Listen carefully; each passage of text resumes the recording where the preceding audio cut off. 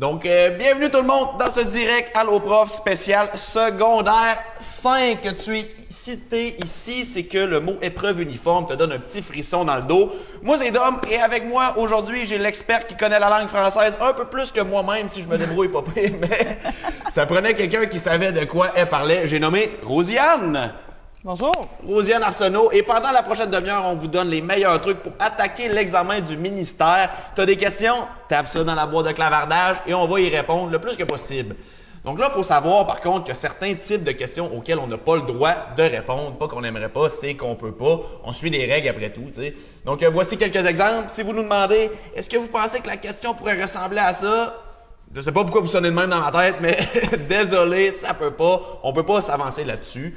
Et je pense que la question sera ça. J'ai écrit quelque chose, impossible non plus. Pourriez-vous me dire si c'est bon, bien essayé, mon ami, on n'ira pas là. On peut pas donner notre objectif par rapport à ce que tu as fait. Finalement, un dernier exemple. Si j'ai ça de sommaire, ça me prend combien pour passer l'examen? On aimerait bien t'aider, mais là, on fait du français, pas des maths, fait que ça sera pas possible. La bonne nouvelle, c'est qu'il y a 1001 autres types de questions auxquelles on peut répondre ce soir. Et pour ouvrir le bal, je pense que c'est important qu'on jase de la matière, ce qu'on va écrire pendant l'examen. Parce qu'une lettre vide, même bien présentée, ça impressionne personne. Et Rosiane, parlons un peu du fond.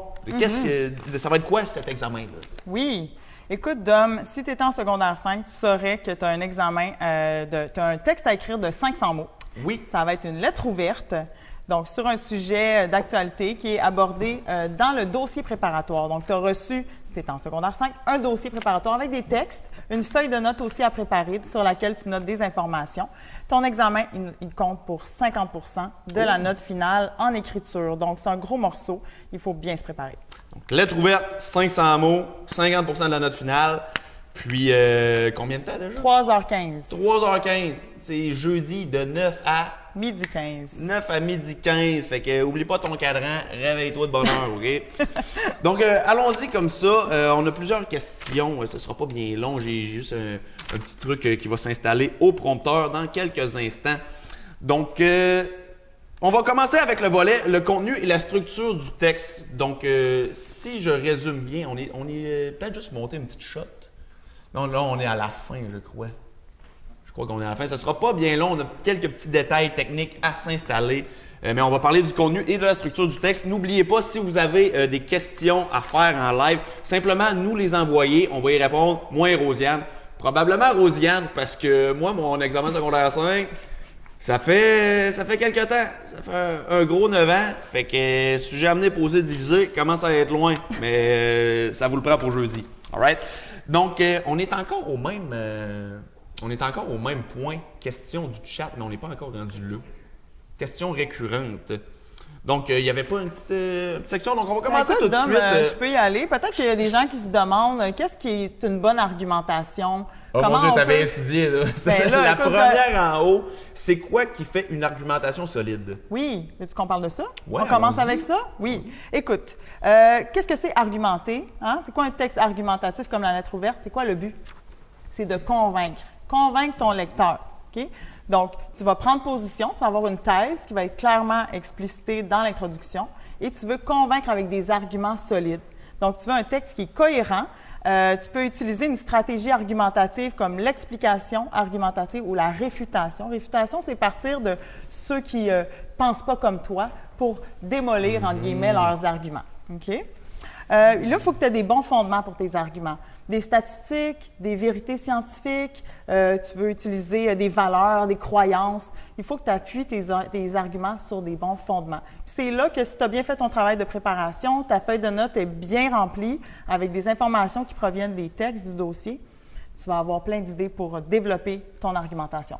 Est-ce qu'on tombe dans un truc personnel ou c'est vraiment avec des faits, des trucs qui ont été des données, des trucs comme ça? Bien, les fondements de tes arguments, tu peux donner des exemples de ta vie. Est-ce qu'il y a de ou des l'opinion là-dedans? Oui, c'est vraiment un texte d'opinion. Okay, Donc là, OK. tu donnes ton opinion, mais tu ne fais pas juste dire « Ah, je pense ça parce que je pense ça ». Tu convaincs personne. Donne ton opinion, puis ensuite... Tu donnes des bons arguments. OK? T'arrives rodé, là, t'arrives prêt avec... Exactement. Cool, Il n'y a rien cool, comme une bonne statistique, hein, des fois, pour être percutant. Hein? J'ai l'impression que dès que tu plugues une stat, tout le monde, ça donne de la crédibilité en tant que Oui, personne, quand tu parles de hockey, là, hein? Quelqu'un qui donne son opinion de hockey, tu le crois jamais, mais s'il arrive avec une stat de Voilà. 2015, tu commences à y faire confiance. Là, il te convainc. All right. Désolé pour le all right, c'est un examen de français. Des fois, je me laisse aller par le parler du quotidien, mais rester au français, c'est bien important. Est-ce que la situation de communication et le destinataire sont si importants? Dans une lettre ouverte, tu t'adresses habituellement à une personne qui a du pouvoir pour décider d'une prise de décision, par exemple politique ou autre. Donc, oui, ton destinataire est important. Ça va te permettre de bien cibler à qui tu t'adresses. Aussi, tu peux penser à des lecteurs plus généraux là, qui vont lire ton texte et qui veulent aussi être convaincus de ton point de vue. D'accord. Et est-ce que je peux écrire un seul argument si je le défends très, très bien? Écoute, T'as rien qu'un 500 argument. mots, là, 500 mots sur un argument, là, c'est sûr que tu as ton intro, tu as ta conclusion, mais tu veux quand même développer ça en au moins 2 ou 3 paragraphes. Puis dans chaque paragraphe, tu as un argument qui est appuyé, comme je disais, par des fondements, des faits, des statistiques, des exemples à l'appui. Super. On vous rappelle, si vous avez des questions, envoyez ça dans le chat. Moi-même et Rosiane, on est là pour répondre à ces questions. Et justement, j'en ai une ici de Maude. Pouvez-vous faire un rappel sur la structure de la lettre ouverte, s'il vous plaît? Avec La un beau s'il vous structure plaît. détaillée. Bien, écoute, Maude, si tu veux, va sur le site d'Alloprof. Tu as des fiches complètes sur la structure de la lettre ouverte. Typiquement, bon, tu vas avoir ton sujet amené, ton sujet posé qui va être ta thèse, ton opinion, et ton sujet divisé qui est facultatif, mais tu peux déjà annoncer ce que tu vas développer dans chacun de tes paragraphes du développement. Après, ben c'est ça, dans chaque paragraphe de développement, tu as ton argument qui est développé avec, comme je le disais, des fondements pertinents. Après, ben n'oublie pas de mettre des organisateurs textuels. Ça va te permettre de rendre visible ta structure tout d'abord, ensuite, enfin, ce genre d'organisateur-là. Puis, si tu es dans l'explication, tu vas avoir de la cause-conséquence. C'est pourquoi, donc, par conséquent, ce genre de marqueur-là aussi à l'intérieur de ton paragraphe. Super. Et on a aussi Ali44 qui nous pose la question « Comment on se corrige comme du monde? S'il vous plaît, aidez-moi, c'est mon plus gros stress. Là, on a quelqu'un de stressé en plus. Qu'est-ce qu'on fait, Rosiane? Ali, c'est vraiment une bonne question parce que la phase de révision, de correction de ton texte, c'est une phase hyper importante. Comment se réviser? Est-ce que tu connais déjà tes erreurs les plus fréquentes? Est-ce que tu as comme un top 3 de tes erreurs que tu fais le plus souvent? Ça serait peut-être la question à te poser. Tu vas aller voir dans tes anciennes productions écrites où tu perdais tes points.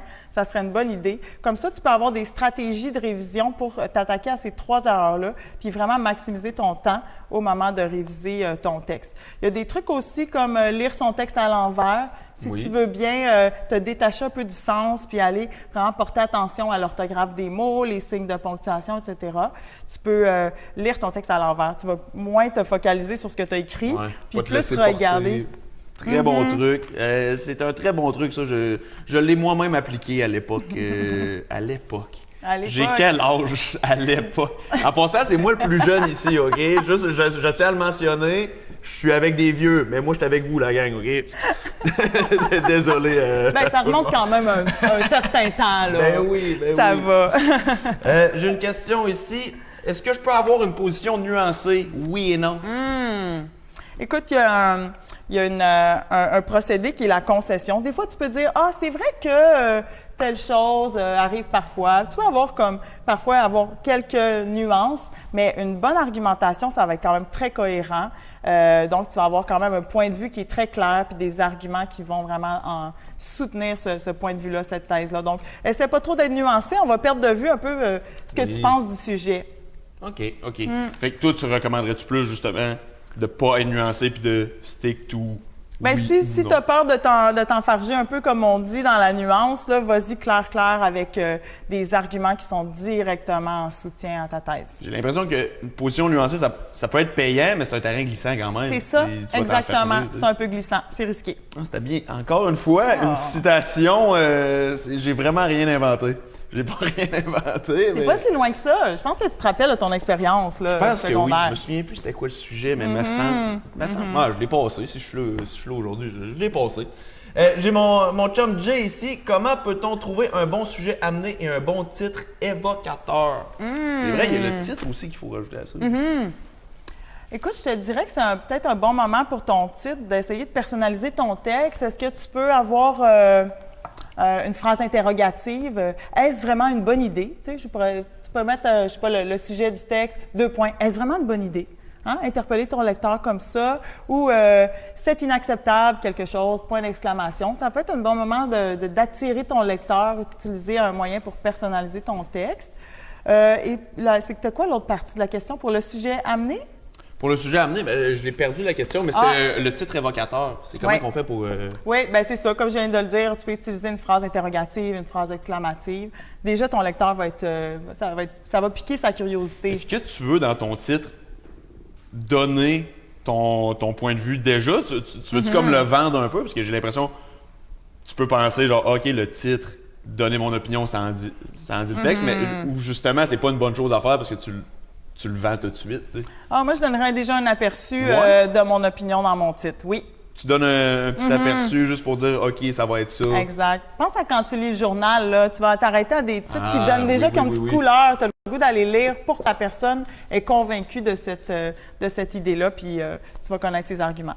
OK. Très bonne question. J'ai aussi mon amie Annie.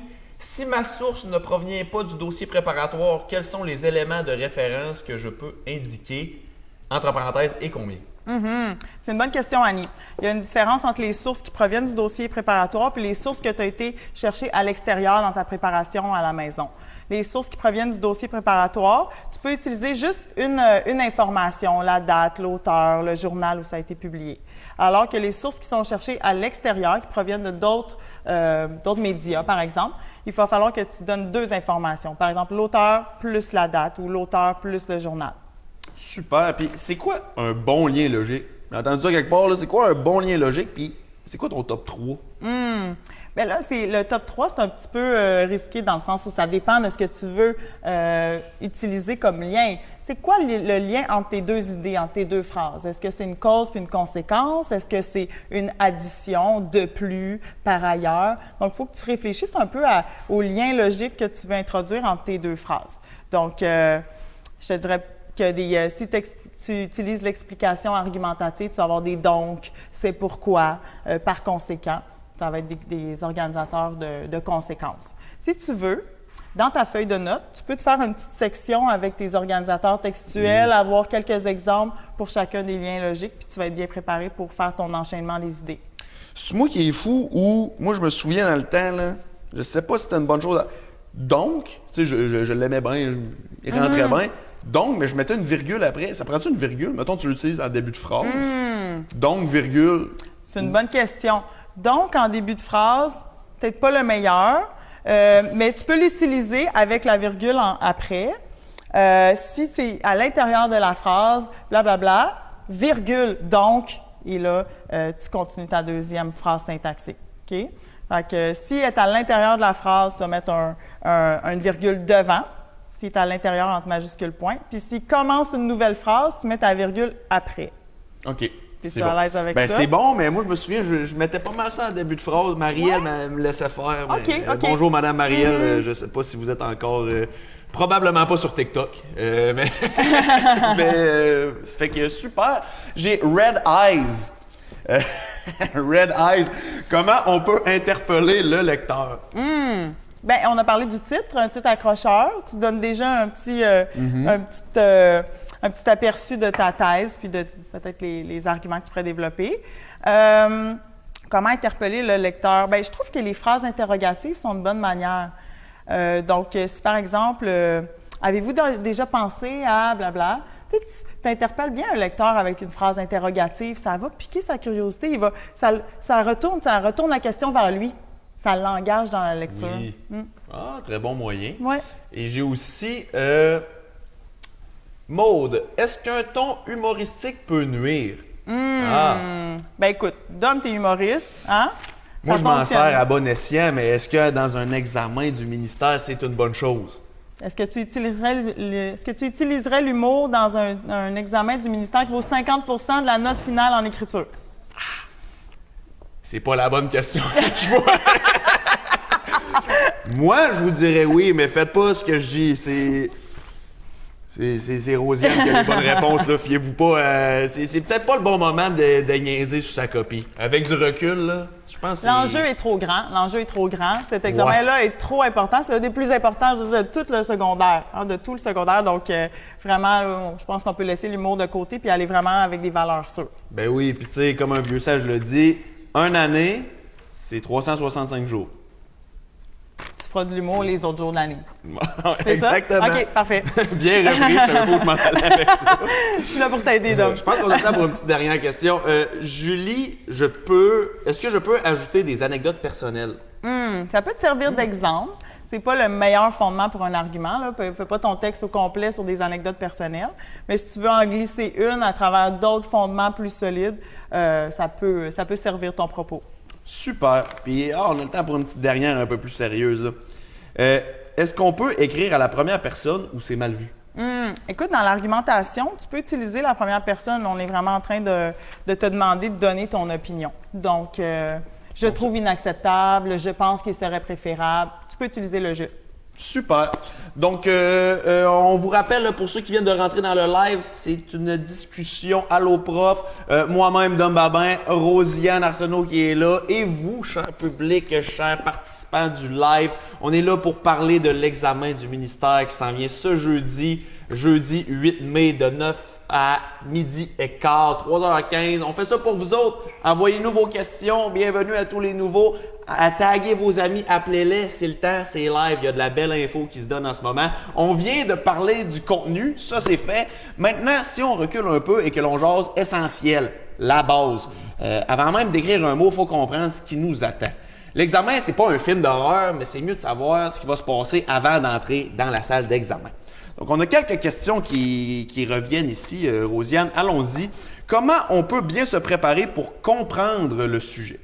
Bien, écoute, on te fait un cadeau. On te donne un dossier préparatoire avec plein de textes qui contiennent des arguments. C'est comme si on te dit, écoute, si tu lis bien ces textes-là, si tu prends le temps de bien les comprendre, tu vas pouvoir bien te prononcer sur le sujet, la question qui va t'être posée.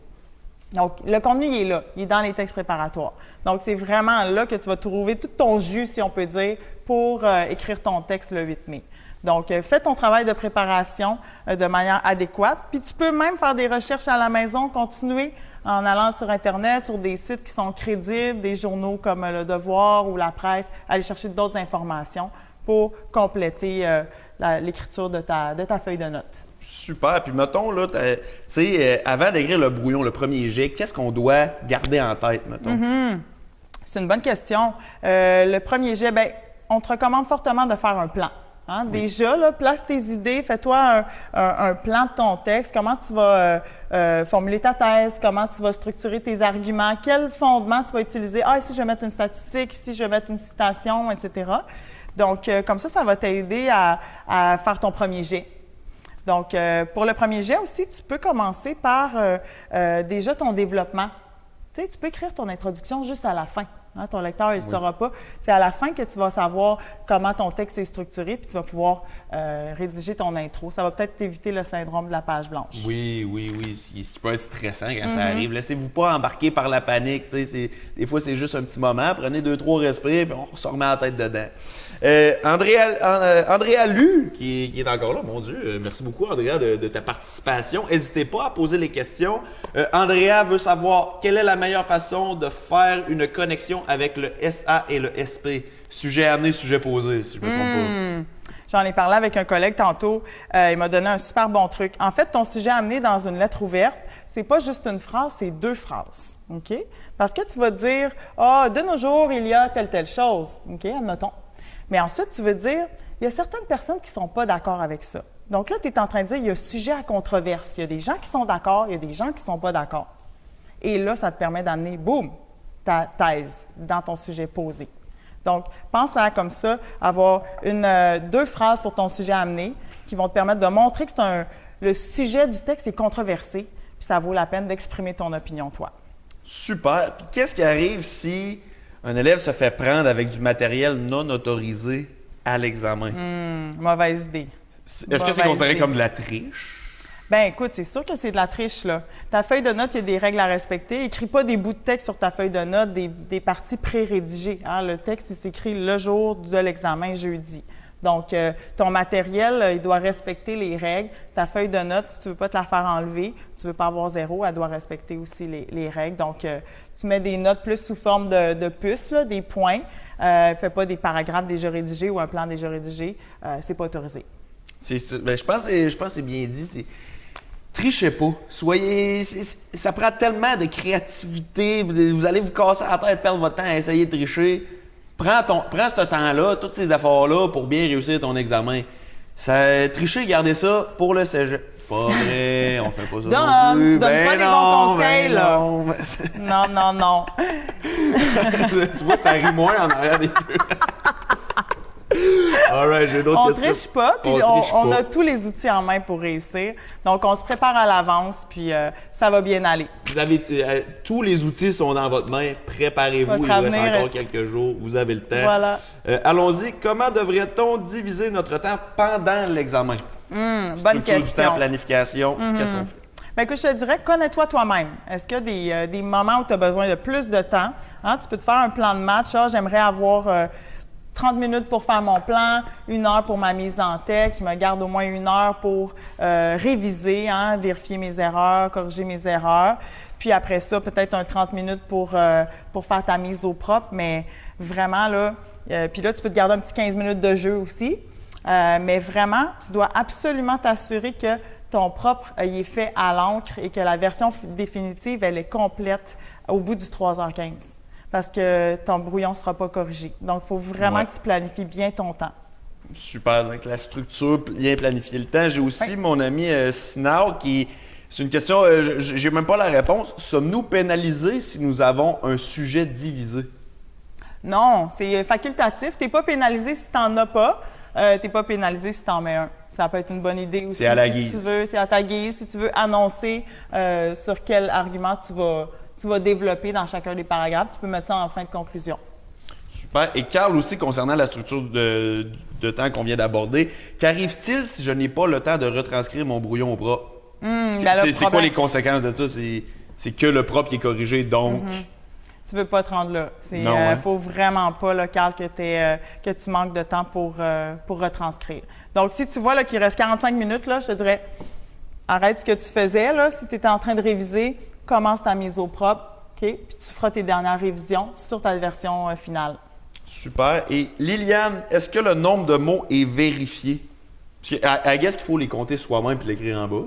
Moi, dans mon temps, c'était ça. Écoute, on veut pas que tu aies moins de 400 mots, OK? Donc, vise entre 400, 450, 500 mots, c'est l'objectif, OK? Pas trop de mots non plus parce que tu n'auras pas le temps de réviser comme il faut. Tu vas perdre beaucoup de temps à mettre en texte ton propos. Donc, essaie d'aller vraiment sur le 500 puis garde en tête que moins de 400, c'est pas corrigé. En bas de 400, c'est pénalisé, excuse-moi, c'est pénalisé. OK, c'est pénalisé, puis y a-tu un seuil de...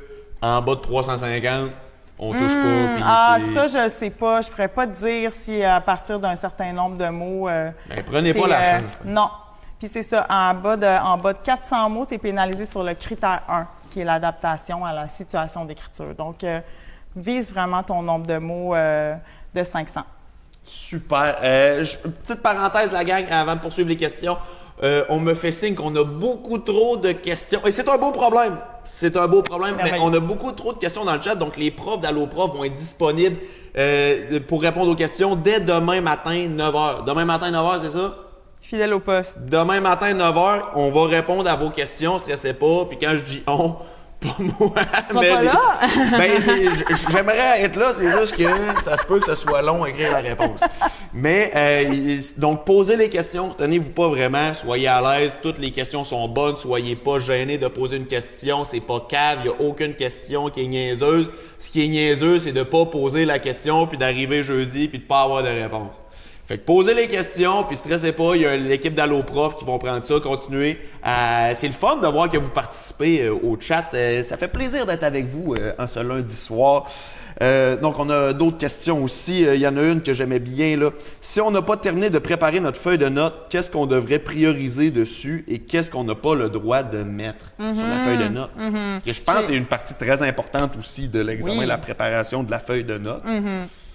J'ai dit tantôt, le jus vraiment de ton texte, ça va être tes arguments, tes fondements, tes informations que tu peux utiliser pour développer ton argumentation, convaincre ton lecteur. Donc, pour la feuille de notes, tu devrais prioriser là, la lecture des textes du dossier, puis de prendre en note des éléments qui proviennent de ces textes-là. Après, ben là, si tu as le temps de mettre des organisateurs textuels, d'autres choses, c'est en bonus. Hein? Mais essentiellement, c'est les contenus des textes du dossier préparatoire. Super. Et mon ami Rebecca Tremblay, je sais pas, Rémi Tremblay, est-ce qu'on doit mettre nos sources en bas de page ou juste les citer dans le texte?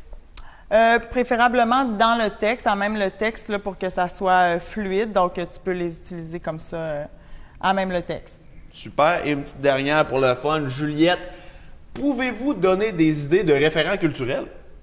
Est-ce qu'il y a quelques idées, Rosiane? De référents culturels? C'est intéressant. Mais écoute, pour un sujet d'un texte argumentatif, tu vas faire appel à des informations de l'actualité, un événement qui s'est passé récemment, je sais pas moi, tu suivais le Canadien de Montréal. Ça, c'est un référent culturel, tu vois. Ils n'ont pas pu se rendre à la Coupe Stanley. Je sais que tu as pleuré beaucoup. J'ai eu un peu... j'ai versé quelques larmes le soir de la dite chose. Donc, ça fait appel à des connaissances qu'il y a dans la société dans laquelle on habite. Ça peut être historique aussi, des événements historiques qui se sont passés un peu plus loin dans le temps. OK, donc c'est... OK. Je pense que j'avais même... J'ai posé la question, puis j'avais mal compris c'était quoi un référent culturel. C'est cool. Merci beaucoup. On est bien équipés. Mon Dieu, il y a du monde avec des connaissances. Posez-les vos questions. Ils ont des réponses à toutes. Pas moi, eux autres, ils les ont. On a combien de temps exactement pour écrire notre chef-d'œuvre? On l'a répété, c'est... 3h15. Mais je te dirais, pense 3 heures, puis ton petit 15 minutes, ça va être un petit jeu qui va juste te permettre de peaufiner ta version finale. Super. Donc, en résumé, tu as 3h15 pour écrire une lettre ouverte à un public que tu n'as jamais rencontré, mais il faut que tu sois convaincant. C'est pas un jeu de séduction, mais quasiment. Puis souviens-toi, la correctrice n'est pas ton amie. Elle peut te donner des points si tu fais bien ton travail. T'sais. Maintenant, on va passer au dernier volet. On va passer en rafale les trucs que personne n'a dit, mais que tout le monde devrait savoir. Donc, j'ai quelques questions en rafale pour toi, Rosiane. As-tu des trucs un peu spéciaux pour m'aider dans ma rédaction? Écoute, j'aurais envie de te parler plus de trucs pour la révision. La révision, correction, c'est un moment clé. On sait que les élèves perdent beaucoup de points pour le critère 5, l'orthographe. Donc, on parle de tes accords, ta manière d'écrire les mots. Il y a des points aussi qui se perdent pour la ponctuation, les signes de ponctuation, les virgules mal placées, les virgules qui manquent, les constructions de phrases peut-être trop embourbées, puis qu'il y a des erreurs, dans lesquelles il y a des erreurs. Donc, pour répondre à ces défis-là, je te suggérais 3 trucs. Tu peux commencer par utiliser le truc du pointeur. Donc, tu prends une règle ou tu prends un crayon, puis tu suis mot par mot les mots de ta phrase comme ça pour vérifier l'orthographe. Un deuxième truc, ça serait de lire ton texte à l'envers. Donc, tu commences par la dernière phrase, ça a l'air drôle un peu. Tu commences par la dernière phrase, puis tu remontes comme ça jusqu'à la première. C'est quoi l'avantage? Vas-y. Bien, c'est que tu te détaches du sens de ton texte pour porter ton attention sur l'orthographe des mots, la ponctuation, la syntaxe. Donc ça, c'est un autre truc qui est bien utile. Un troisième truc, ça serait vraiment de penser, c'est quoi mes 3 erreurs les plus fréquentes? Quelles sont les erreurs qui me font perdre le plus de points à mes productions écrites, celles que j'ai faites dans le passé, là, pendant l'année? Ouais. Donc, essaie de te rappeler où je perds mes points d'habitude. Est-ce que c'est mes participes passés, mes virgules pour mes compléments de phrase? Est-ce que c'est accorder mes verbes? Donc, pense à ça. Ça va te permettre d'anticiper un petit peu tes stratégies pour porter ton attention là-dessus. Super. J'ai Melissa Bakery Dessert qui pose la question, est-ce qu'on peut skip le brouillon et juste faire un plan? Est-ce qu'on peut sauter? Skip? Non, ce serait ça, sauter. Parce que j'aurais dit la même chose, mais c'est pas le... Ouais, Mélissa, fais bien attention, écris pas skip dans ta dissertation. Je pense que c'est une erreur. Je pense que c'est unanime là-dessus. Est-ce qu'on peut skipper le brouillon puis juste faire un plan? OK. Faire un plan puis passer à ta version définitive. Ouais, je pense que c'est ça le sens de la question. Fait que ça c'est garde rare. quand même une certaine structure, mais qu'est-ce que t'en penses? Je trouve ça assez risqué. J'essaierais vraiment d'avoir les trois étapes plans. Tu peux passer un peu plus vite si tu veux ton brouillon, mais ça va quand même te permettre de composer tes phrases. Parce que là, la version définitive, là, si tu écris ça à l'encre, puis là, tu commences à changer tes idées parce que tu n'avais pas fait de brouillon, là, ça va être un petit peu chaotique. Là. Tu vas avoir du liquide correcteur, puis là, ton texte n'aura pas été rodé. Tu comprends? La mise en texte est importante. Mais on salue la confiance. On salue la confiance, Mélissa, pour vrai. Arrive à l'examen avec cette confiance-là, ça va bien se passer, mais c'est une fois dans une vie, fait que fais-le bien. Fais-le drette, fais-le bien, puis écris pas drette parce que ça se dit pas. Fait que j'ai aussi mon ami François, qu'est-ce qui arrive si je coule?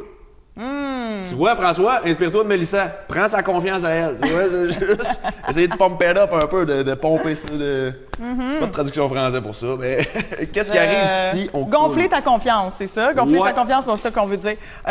Écoute, François, c'est sûr que tu vas avoir une pensée positive par rapport à l'examen. Ça se peut aussi que tu aies un échec. Sache qu'il vaut pour 50 de ta note finale en écriture. C'est quand même un gros morceau, mais tu as quand même un autre 50 qui a été amassé pendant l'année. Donc, tout n'est pas perdu. OK? Puis, il y a des examens de reprise. Il y a des reprises d'examen que tu pourrais utiliser là, si jamais tu es vraiment en mauvaise chance position. À l'examen de reprise. Dans le sens, tu peux pas refaire 2 examens de reprise. Je pense pas. Il faudrait valider l'information. On est mieux de miser sur la première. Pas examen de reprise, la première représentation d'examen. Exactement. Jeudi, on se dit c'est notre moment, on donne tout. Puis si vraiment on est dans une mauvaise situation, il y a quand même un plan B. Y a-tu de l'école vendredi?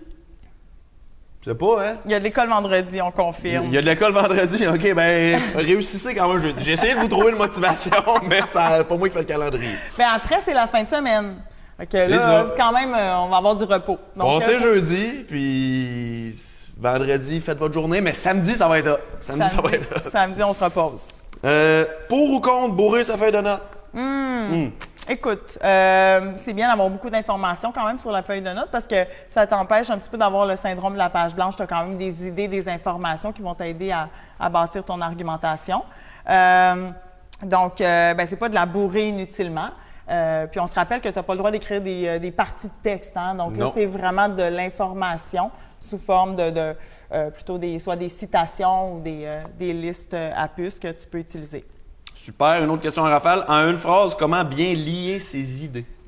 Écoute, tu connais les organisateurs textuels. Oui, donc. Donc, les marqueurs de relation. Hein? Oui. Donc, tu peux utiliser ces mots-là. Si tu as de la difficulté à te rappeler les bons marqueurs de relation ou les bons organisateurs textuels, mets-en une petite section sur ta feuille de notes, une petite rubrique avec des marqueurs de relation que tu veux utiliser peut-être par conséquent, en fait, par ailleurs, toujours avec un S. Avec un S. On l'a dit tantôt, secondaire 2, ça marche pareil. Secondaire 5, ça prend un S pareil. Par ailleurs, ça en est un bon, ça, je l'aime bien. C'est joli, hein? Ouais. On tient aussi à vous rappeler, là, le live, tranquillement, pas vite, il avance, il achève. Fait que si vous avez des questions, c'est le temps, là. Envoyez-nous-les. Sinon, il y a aussi l'équipe d'AlloProf qui va pouvoir y répondre dès demain matin, 9h. J'en ai une autre. En une phrase, si on avait à retenir une chose de ce direct, ça serait quoi? Toi, Dom, qu'est-ce que tu gardes en tête? Moi, j'ai bien aimé la confiance de Mélissa. Parce que je me souviens, moi, secondaire 5, la veille, ça allait pas, là. Ça allait pas, puis je suis arrivé fatigué le lendemain, puis là, c'est de l'anxiété. Je suis avec vous autres, je suis dans la génération anxiété, là, on est ensemble là-dedans, fait que pour vrai, arriver prêt à l'examen, puis la meilleure manière de calmer l'anxiété, c'est de bien se préparer, ça je tiens à le mentionner. Exact. Mais c'est vraiment, allez faire l'examen, soyez confiants en vos moyens. Si vous êtes, c'était quoi la phrase tantôt que tu avais dit? Je pense, on l'avait dit au secondaire 2, mais ça vaut la peine. On l'a dit à la caméra? Ben oui, okay. On dirait. Non, prends celle-là. Celle-là? Ouais. Si tu échoues à te préparer, tu te prépares à échouer. Hein? Bon, Mais on ne voulait pas faire peur non plus aux gens. C'est juste pour mettre l'accent sur l'importance d'une bonne préparation. Donc, c'est vrai que c'est quelque chose qu'on peut retenir là, comme un élément clé, une bonne préparation. Je te dirais aussi, connais-toi toi-même. C'est quoi tes faiblesses, tes défis quand tu arrives en situation d'écriture? Est-ce que tu as d'habitude de manquer de temps pour réviser? Est-ce que tu fais tel type d'erreur plus souvent? Donc, concentre-toi sur tes défis pour bien gérer ton temps pendant la situation d'écriture. Super, on a du temps pour un autre. Charles veut savoir, est-ce que la feuille de notes, c'est recto-verso? Les collègues, c'est quoi déjà? C'est recto-verso, merci. Recto-verso. Ouais. On est une belle équipe ici en studio. Écoute, l'équipe est là pour vous autres, la gang. Posez-les vos questions, il n'y a pas de mauvaises questions. On a aussi Robert qui pose... Robert veut savoir, exemple de marque de modalité. Un bon exemple de marque de modalité, je dirais, c'est le vocabulaire connoté. Connoté. Définition. Écoute, si je te dis, écoute, j'ai trouvé un exemple. Par exemple, cette table est jolie, hein? Bon, c'est neutre quand même, c'est assez neutre. Si tu veux du vocabulaire connoté, tu vas dire elle est extraordinaire, elle est stupéfiante, quelque chose de fort. Mets de la sauce. Oui. Mets de la sauce, c'est ça qu'elle voulait dire. C'est ça que tu veux dire avec ta sauce. Écoute, c'est exactement ça, c'est de mettre dans le choix de ton mot déjà un aperçu de ton opinion. Donc ça, c'est une bonne marque de modalité. Puis on a aussi Safi740. Comment éviter les erreurs de syntaxe? Éviter les erreurs de syntaxe. OK. Écoute, Safi, j'aime pas vraiment dire ça en temps normal, mais l'examen du ministère, c'est vraiment un moment crucial. Si tu as tendance à faire des erreurs de syntaxe, tu fais des phrases peut-être qu'il manque un constituant, un sujet, prédicat, ou tu fais des subordonnés qui contiennent des erreurs, reviens à des phrases un peu plus courtes, un peu plus simples, peut-être prendre un petit peu moins de risques le jour de l'examen. En temps normal, je te dirais explore les structures de phrases, amuse-toi, mais pour l'examen, là, je te dirais pour éviter des pertes de points, reste avec des structures de phrases assez simples, concises. Super. Il y en a une autre que j'aime bien, là. C'est qui lit nos textes au final? Est-ce que c'est notre prof ou quelqu'un d'autre? Parce que moi, je me souviens, des fois, j'essayais d'aller me mettre chômé avec les profs, d'être sympathique, tout ça, peut-être qu'ils vont être cléments. Mais là, à cet examen-là, l'examen du ministère de français secondaire 5, est-ce que c'est ton prof ou c'est quelqu'un d'autre? Ça sert à rien d'être chummy avec ton prof pour l'examen du ministère de 5e secondaire. C'est corrigé par des correcteurs du ministère de l'Éducation. Vous pouvez être gentil avec votre prof pareil, là. C'est pas ça qu'on dit. Bien sûr. Soyez mais toujours ça n'aura pas gentil avec votre d'impact. prof. Mais ça changera absolument rien pour ça. Ça va être quelqu'un d'autre. J'ai aussi, est-ce qu'on peut écrire au crayon plomb ou en rose fluo? L'encre bleue ou l'encre noire, là, on ne se trompe pas avec ça. Pour la version définitive, c'est à l'encre bleue ou noire. Encre bleue ou noire. Les gauchers, je l'ai donné tantôt au secondaire 2, mais secondaire 5, j'étais avec vous autres, les gauchers, t'as écrit de la fausse patte, puis là, tu barres ta feuille au complet, puis là, ça se ramasse tout crotté. Mets-toi une petite feuille en dessous. Moi, c'est ça que je faisais, où je m'amenais, des fois, j'avais vu ça sur Internet, là, c'était comme un élastique qui passait, juste comme une petite affaire Wish, là, un petit morceau de tissu. Là. Juste pour dire, tu barres pas ta phrase, là, ça va faire une belle job propre. Là. Et finalement, si vous avez d'autres questions, on vous rappelle, vous pouvez les poser. Et avant de partir, je vous laisse sur un petit mot de motivation, parce que c'est déjà la fin du live, la gang, mais j'ai quelque chose à vous parler. Tu sais, l'examen, c'est une montagne à grimper, c'est un escalier, une marche à la fois. Tu as déjà les outils, tu as fait le travail, là, tu as juste à faire confiance à la personne la plus importante dans cette histoire-là, et toi. Parce que même si tu écrit la meilleure lettre de ta vie, ce qui compte vraiment, c'est que tu as eu le courage de la commencer. Trouve ta voie et voie grand. Tu le sais que tu veux aller loin dans la vie, peut-être même être riche. Mais il est fort et n'oublie jamais, les plus grandes victoires commencent toujours avec une feuille blanche. Fait que laissez-vous aller, la gang. Soyez confiants. Shout-out à Mélissa pour la confiance. On se présente jeudi, ça va bien se passer. Et si malgré mes belles paroles, tu sens que tu as encore besoin de préparation, dès demain, 9h. 9h du matin, tu peux poser tes questions en lien avec les examens.